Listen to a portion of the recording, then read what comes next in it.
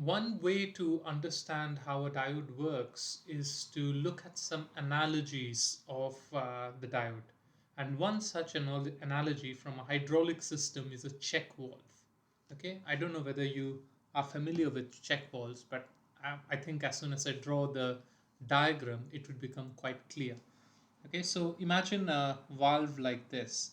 So you have a system, a pipe like this, and you have a ball here blocking the flow of fluid, and this ball is connected to a spring here, let's say.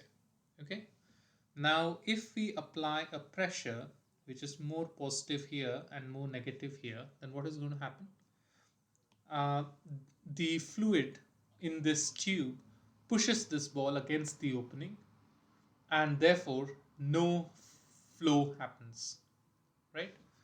But let's say if we assume that the pressure is more positive here and this is negative, so the direction in which the fluid pushes this ball is in the upward direction. And if that happens, what happens is this ball moves up and the opening is open and there is a flow of fluid, right?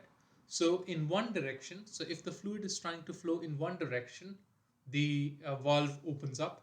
But if the fluid is trying to flow in the other direction, the valve simply shuts down and does not allow that flow to happen. And that's exactly what the diode does. Okay, so let's draw the diode here. So this is our diode, and let's say we are applying a voltage here of V volts. Okay, so if we apply a voltage of V volts, and if V is greater than 0, then a current is possible. So we get a current which is greater than 0. Okay, and if we apply, if we take the same diode and we apply a voltage here, but V is less than 0, then the current is completely cut off. No current flows through this diode, and therefore we get a current that is equal to 0. Okay, so that's how a diode works.